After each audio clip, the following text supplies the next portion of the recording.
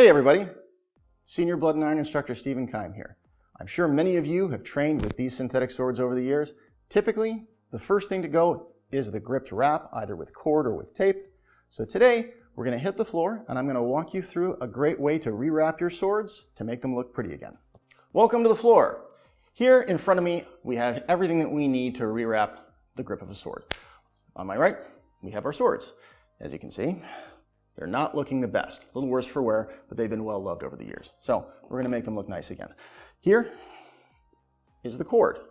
So we're using paracord here. This is easy to get in a lot of surplus stores and a lot of various places around the globe, so it shouldn't be that difficult, and it's relatively inexpensive.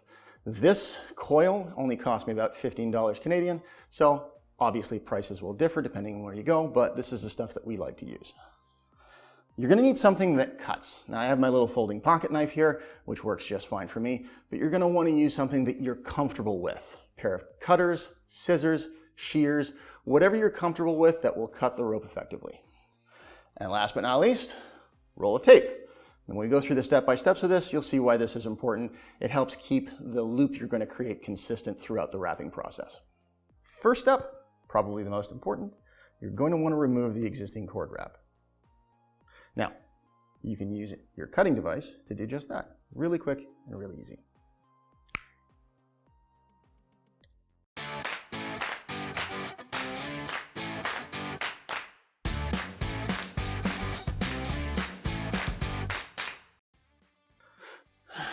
There you have it. Our nice, clean, unwrapped grip of our sword. Ready to make it look pretty again. Now that we have the old wrap stripped off of our sword, we're going to uncoil the cord in order to create a loop so we can start the new wrap. Typically when I do this, I like to uncoil a small amount and then feed it underneath the existing coil so that it doesn't get messy. Now we have a good grip on this that we can use to wrap the sword tightly. The next step, we're going to want to create a loop to start our wrap with the cord. So fold over a length of about 30 centimeters or 1 foot for our American friends and rest it on the flat of the blade. Once it's in place, you're going to want to use a piece of tape to just keep it in place for later. There we go. All right. Now it's time to start the wrap. The first loop is going to be the most important, and you're going to want to get it as tight as possible. So what I usually do is I loop it around twice to start with and make sure it covers the plastic effectively, just like this. Once it's wrapped, I want to pull it as tight as possible. And at this point, you just create subsequent wraps as you go up the sword. Each wrap is going to need to be tight, so yank it really tight every time you loop around the sword.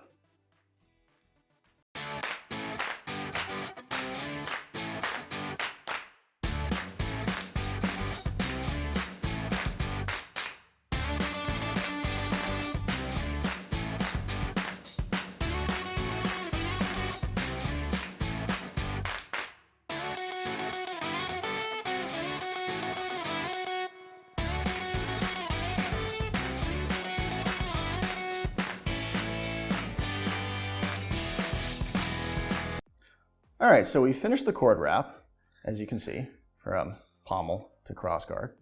And I've used my knife to cut the end at the crossguard side. What I'm going to do is I'm going to take this loop that I made in one of the original steps, and I'm going to feed this end through it, just like so. And I'm going to pull it tight on here. I'm going to hold it shut. Now, I made the mistake of not giving myself a whole lot of room on this end to yank with my hand, so I'm going to grab a pair of pliers and use those. Pinch down on the grip. That's really freaking tight. There we go.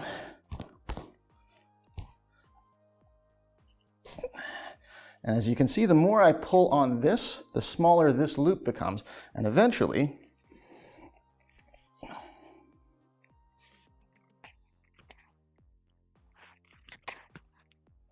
it pulls right underneath and pinches it, as you can see here. Now this is pinched, I can cut this portion off. Okay, here you can see After I've pulled on this enough, eventually this will just feed underneath the wrap and be pinched in place. And you won't really need any adhesive or any tape to keep it there. It pretty much stays put on its own. At this point, I'm going to want to cut off this strand and cut off this strand so that there are no frayed edges. There you have it, folks. Brand new cord wrap makes the sword look shiny and new, ready for training yourself, training your students, or training whoever else might want to learn.